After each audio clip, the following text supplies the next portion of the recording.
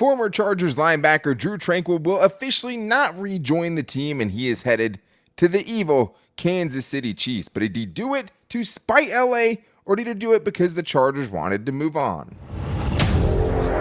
You are Locked On Chargers, your daily podcast on the Los Angeles Chargers, part of the Locked On Podcast Network, your team every day.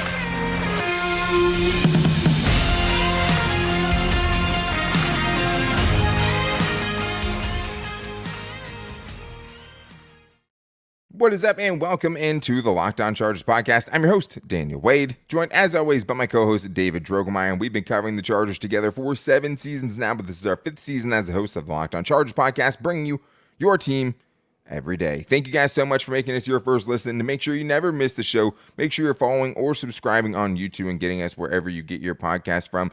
And today, we are talking about some big news because Drue Tranquill will officially not be coming back to the Chargers. We had a little flicker of hope. Maybe it was going to be him and Eric Kendricks, right, in the Chargers linebacking core. But he goes to the division rival Chiefs. Why did he do it? We're going to talk about what we think about what happened with that situation. But it does mean that Kenneth Murray is still in line to start this season, and maybe some issues that come along with that. And we're getting into Mock Draft Monday because it is Mock Draft Monday. So even though we have some news, we are dropping our first 2-round mock draft of the season. Me and David each have our own 2 rounds. We're going to be getting into 2 separate 2-round mock drafts from us, getting into some different explosive playmakers, some defenders that maybe aren't in the conventional line of thinking with who a lot of Chargers fans think the Chargers could draft. But today's episode is brought to you by Ultimate Football GM. Ever dreamed of becoming an NFL GM and owning your own football franchise and managing that? Then this game is for you. Download the game at ultimate-gm.com or look it up on the app stores. Our listeners get a 100% free boost to their franchise when using the promo code LOCKEDON, all caps, in the game store.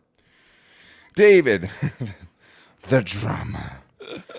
Drue Tranquill decides to go and lunch on with the Kansas City Chiefs, which in a vacuum, David, hey, if you're trying to go win a Super Bowl, if you're ring chasing, that's not a bad place to go to where you know, the team that just won the Super Bowl. But this is the thing. The Chargers ended up signing Eric Kendricks. They did not get a deal done with Drue Tranquill. They let him test the waters, right, in free agency because he was able to be not under contract when that day came.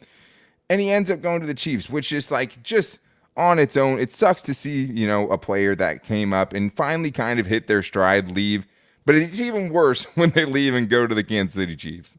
Man, that sucks. I hate it. Just strip away the analyst, strip away the podcaster title. Just as a straight up Charger fan, I can't stand it. I mean, there is really no other worse place that you could see one of the players that you enjoyed watching, a guy that really seemed like he was really putting it all together. That was one of the shining bright spots of your defense. And not only does he leave in free agency, he goes to the team that you have had the most trouble beating over the course of the last 6 or 7 years. It's the Kansas City Chiefs. It's the evil empire. It's unfathomable to believe that he went to that team. It could have been anyone else. It could have been any other team, but no, he decided to go to Chiefs Kingdom. And we are very aware of all of the rumors that are flying around about exactly why he didn't come back to the Chargers. But let's just look at what happened, right? We know this. The Chargers did not come to an agreement with him before the official tampering period began. They immediately went and signed Eric Kendricks, right? So, either one of these things happened, David. The Chargers wanted something different because they knew, okay, the Drue Tranquill and Kenneth Murray show wasn't working. So do we want to try to run that back? Or they couldn't get something going. They didn't think he was potentially an option. They went and signed Eric Kendricks, but that money had been allocated somewhere else, right? And when you go and join a division rival, that obviously kind of could, connote maybe you're trying to get a little bit of revenge. So even though, yes, that would be a great place to ring chase, right? Great place to go try to win the Super Bowl. If you wanted to be petty, right? If you wanted to go and get revenge, I can't think of a better place to go. Exactly. You heard my emotional response to it, right?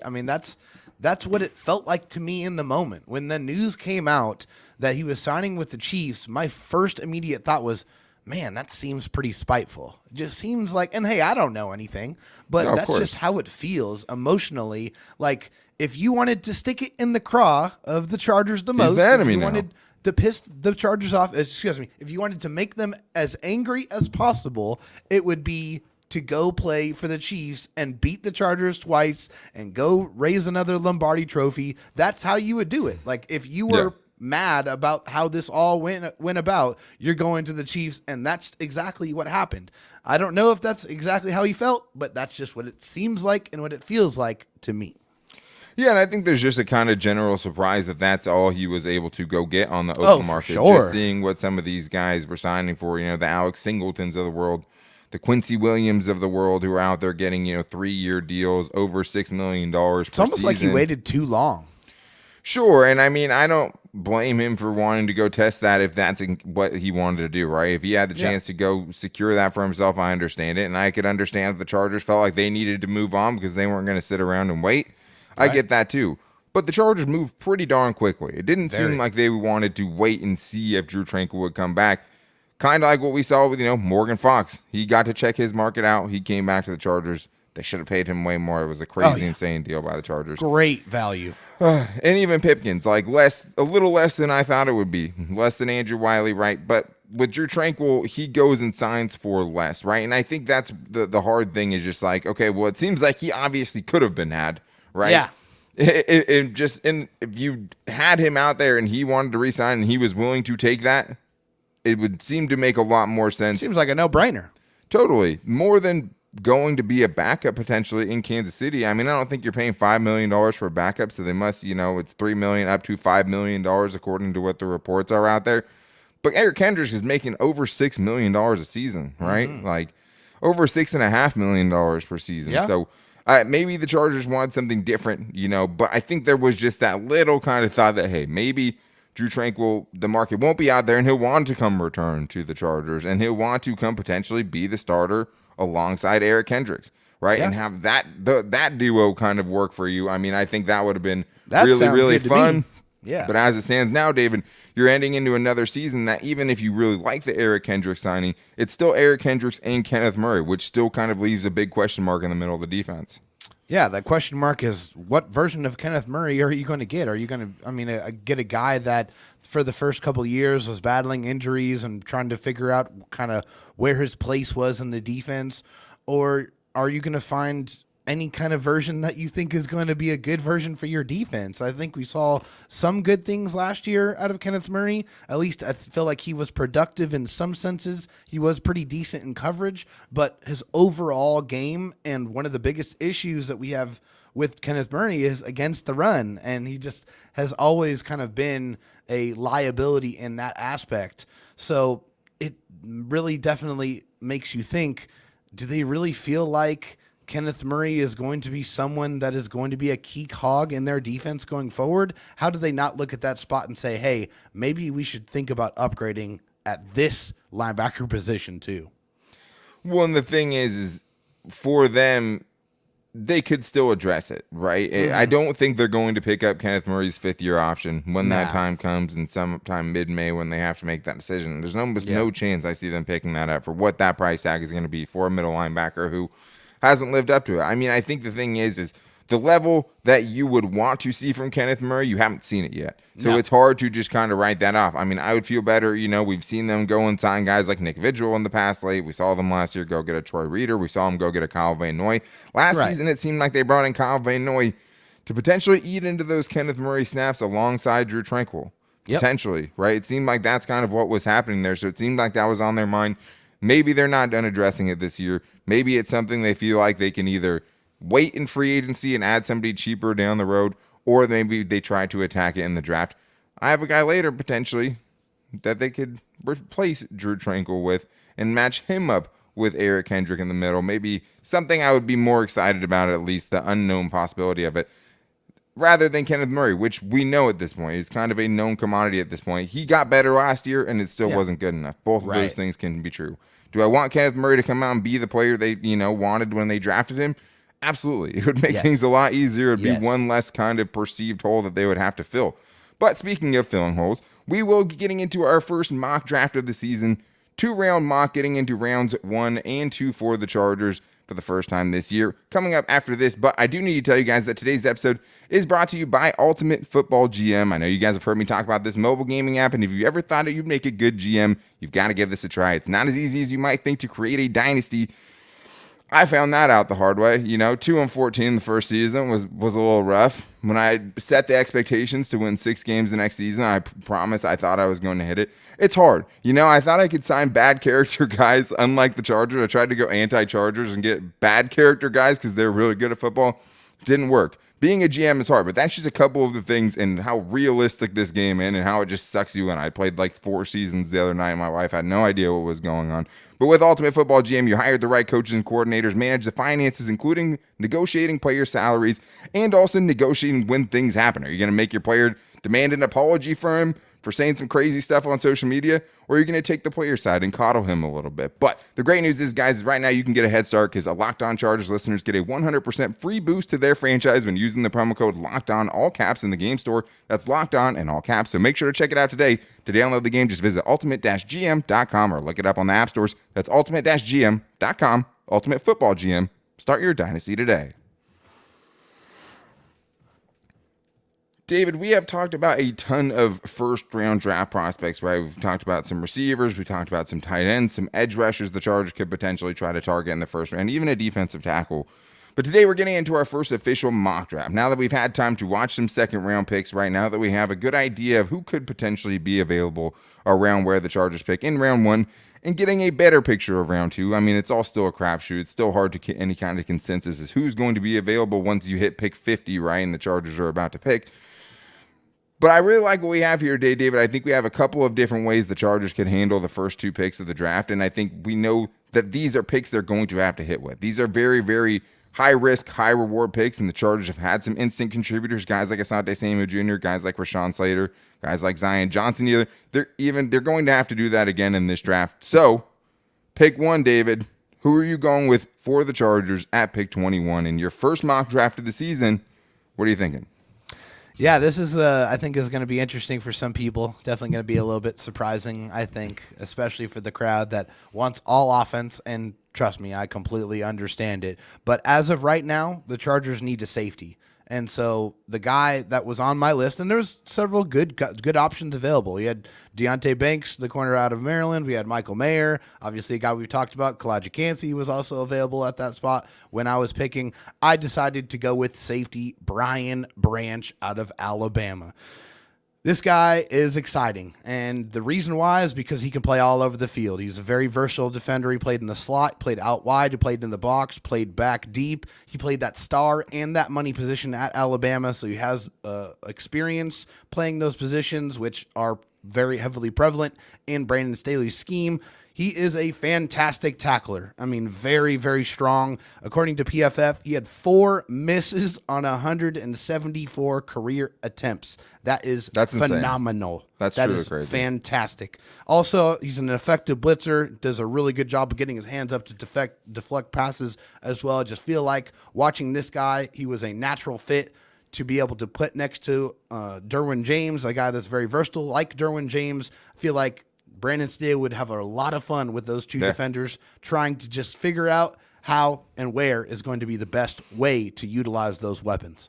I love Brian Branch, and I think this is a situation where you're feeling like you're getting the best player available, even if it doesn't fit your biggest need, right? Which, if you want to stick to that BPA, that best player available kind of philosophy and mantra, that would have to kind of be on the table, right? Maybe there's someone there you feel a lot better about. Maybe there's a Nolan Smith, maybe Bijan Robinson, Tempsey, maybe.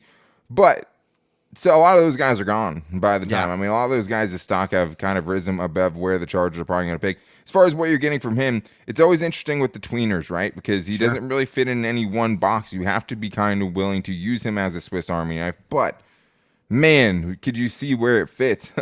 I mean, he'd fill multiple kind of roles for you in multiple areas you don't feel great about. I mean, you need him out there at nickel corner potentially to kind of shoot on some guys in the flats and go up and make a tackle for a loss. He's great at that. He gets downhill quickly. When he gets there, he supplies the force and the power that you want. He plays with great leverage. If you need somebody to cut a run back inside, he's out there to do it. And he's just going to be able to, at least maneuver his block into the right area.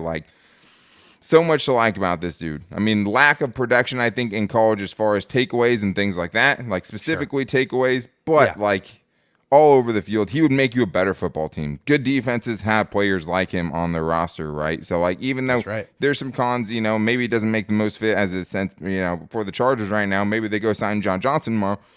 As of right now, you need a safety. That could potentially be a guy that's available there. I like the pick, David.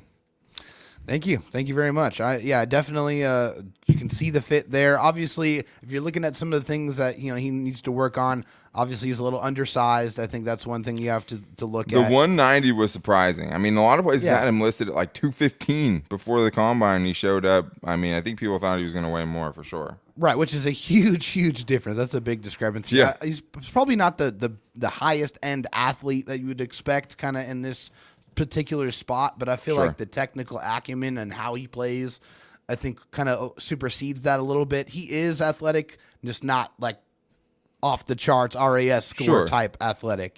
When you get him on the football field, he is a good football athlete. And he played in the slot quite a bit, but I feel like he's definitely more versatile than that. I would have liked to seen him in the deep part of the field a little bit more, just so I can get an understanding and a feel about how he does that. But I can definitely see his impact immediately in the Chargers defense. I think he did more deep stuff earlier on too, because his role kind of changed there over the years because he was playing there as a freshman on a really talented defense. But I like it. I mean, it's off the board, and we're going over a lot of guys, right? This is how we feel a month and a half away from the draft. Things are going to change, obviously. I like that for tonight, and we've talked about a lot of these other guys.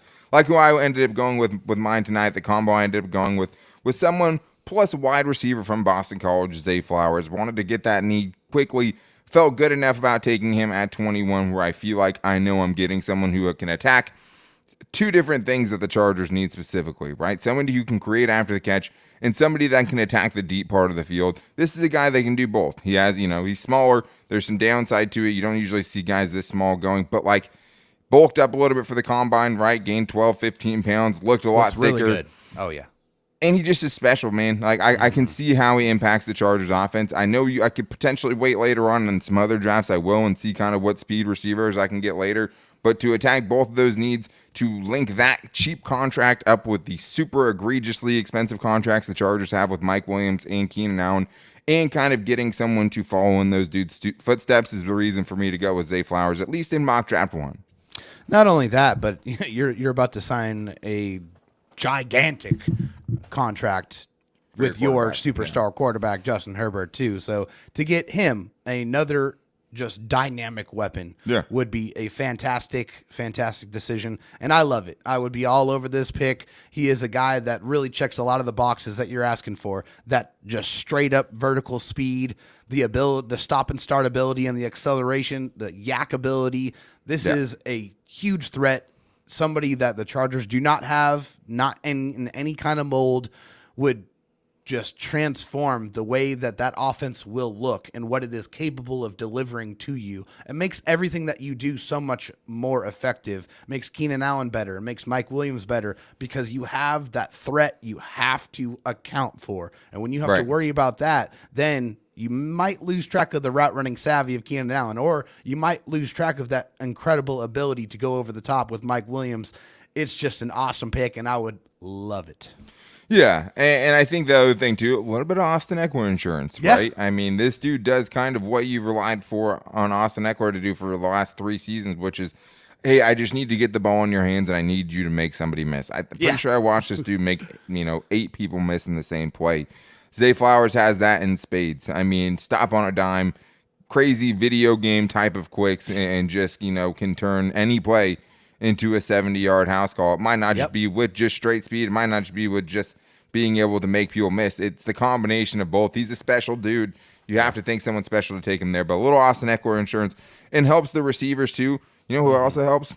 Justin Herbert, who's been getting very, very little after the catch from his wide receivers for a long time. You know who else it helps? Kellen Moore. To have an offensive weapon like that fills some of those needs that you don't have, even if you feel really good about your wide receiving core. So I'm going with Zay Flowers in this one, and I'm going to flip around and pick somebody on the defensive side of things to balance things out a little. Edge rusher seems like it would make the most sense as I'm sitting here right now. Maybe I should have taken an edge rusher, but I didn't, and neither did David. And we ended up taking somehow 2 players from Iowa. We're getting to the second part of our first mock draft of the season. 2-round mock, 2 different players from Iowa, the most exciting team in college football for the Chargers in the second round, coming up after this. But I need to tell you guys about the official betting sponsor of the Locked On Chargers podcast, and I'm talking about FanDuel, because right now, guys, I can't think of a time that would be better to have FanDuel, because not only do you get the no sweat first bet, which means you can win even if you lose. You get a no sweat first bet up to $1,000. That's bonus bets back if your bet doesn't win. But I don't know if you guys have been watching. It's kind of a crazy tournament up there right now that's heating up, and things are only going to get crazier from here. Wow, it's been really nuts so far. I can't think of a better time to get in on this action. A lot of crazy stuff going on. David's tattoo, love that, even though he didn't go to San Diego State. Not the point here. The point is, it's a great time if you guys want to go get money line, play your points, all the props that you're looking for, and even get the same game parlay through FanDuel. This is the best way to do it, because same game parlay, you can multiply your winnings. When tiny seeds are taking out big giant behemoths, that's where you can get in on this action and have a ton of fun during one of the most fun sports times of the year. So don't miss out on your chance to get that no sweat first bet up to $1,000 in bonus bets when you go to FanDuel.com/lockedon. That's FanDuel.com/lockedon to learn more. Make every moment more with FanDuel, an official sports betting partner of the NBA. All right, David. Well, now it's time to get into part 2 of our first Chargers mock draft 1.0, I guess, right? 2-round mock draft, getting a little bit of both, seeing how we can get, fill a couple of holes and kind of get excited about what this Chargers draft class could bring, knowing what they've initially kind of filled in free agency, right? We're not talking about right tackles today, right? We're not talking about even like linebackers. Oh, wait, I am going to bring up a linebacker. But let's start with who you wanted to take in the second round, because you ended up going safety, which is a little unconventional. Now you're looking, right? I mean, you don't have the speed receiver yet. Maybe you want to look for a tight end.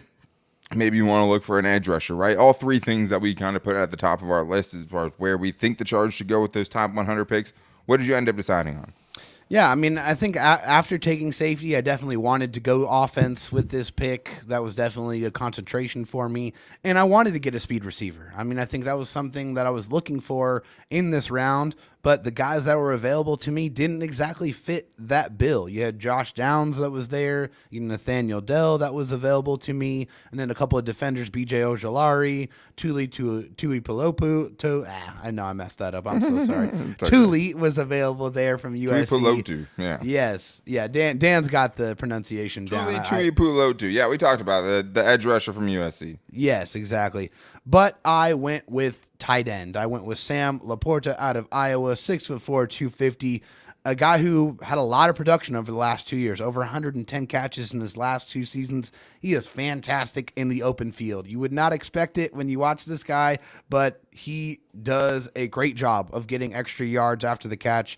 Also, breaking tackles is fantastic.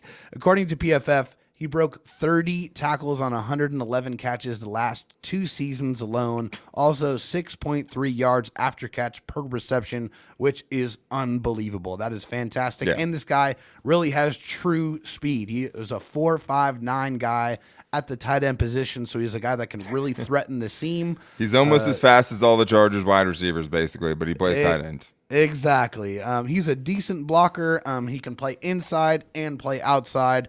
I can definitely see him joining up with Justin Herbert and being a kind of secretly sneaky yards after catch threat in the middle of the football field. Yeah. Very interesting and exciting option to add to a tight end room that, if you look at it right now, there's a couple of guys that are essentially on 1-year deals or have 1 year left on their deal with Gerald Everett and Donald Parham Jr. So you're going to add someone on a cost-controlled contract to that tight end room.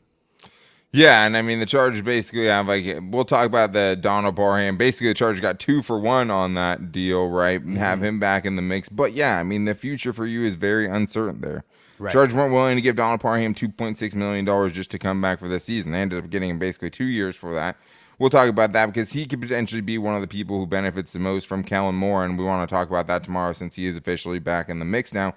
But it does not by any means, take the Chargers out of the tight end game in this draft. I mean, I think if anything, if you wanted to take someone, especially who needs to season a little bit, this is a great year to do it because you do have those guys and you need someone that can kind of be the future with Gerald Everett going into the last year of his 2-year deal, right?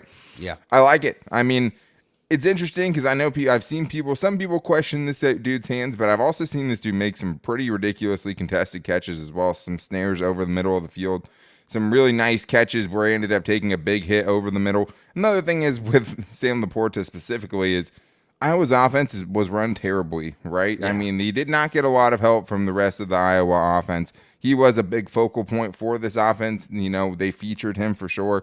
I could definitely see, hey, get that next receiving guy, get that next, helpful weapon, field seam stretcher for Justin Herbert for sure. I don't think that's crazy at all. And then this way, you end up going safety, but you bring back an offensive weapon that you feel good about in the second round, safety, tight end in the first 2 rounds. I ended up going wide receiver in the first round. Wanted to go defense in the second round. Didn't necessarily, I think I'd be going with who I ended up with. I ended up going with Jack Campbell because he fell to me. I think he was like the 39th ranked prospect of the mock draft simulator I was using. Fell to where the Chargers were, got to the 50s. And I couldn't pass it up because the dude is just so solid. I mean, I just loved what I saw from him too much when I was looking at who the options were for me available. I know that they just got Eric Kendricks. I know they have Kenneth Murray, and you know what I said about him earlier in the show. This was a guy who I felt like I couldn't leave on the board. The receivers I wasn't feeling. Me and you were, Marvin Mims was there. He's more maybe a third-round pick to me. I was also looking at Sam LaPorta. I ended up going with Jack Campbell, David, because with him, I just didn't see a lot of flaws. I mean, I know some people were kind of questioning him athletically, and maybe there is some stiffness to it, but he got a 9.98 RAS score at the combine, which is, probably going to at least solve some of those, cures. But I think it was just fiending for stuff I haven't seen. The dude does not get stuck on blocks. Ugh. Yeah. How I feel when I see a linebacker who consistently defeats blocks in front of him, can stack and shed blocks in front of him, can read the right holes to go and fill correctly, and also be that kind of old school linebacker that can go lay a hit on somebody. I mean, this dude, first of all, would come in, I think, and instantly help you in run defense. I love the way he defended the run. Really, really just had great instincts and a great feel and knew how to find the ball in traffic. I mean, I watched this dude shed so many offensive linemen off of him and still make a tackle when there's chaos in the middle. I didn't mean to go out and get Jack Campbell, David, but I had Zay Flowers. I saw a difference maker potentially on the defensive side, and I couldn't pass it up. Well, and he's a grown man, too. He is 6'5", 250 pounds of That's nuts, beef. Yeah.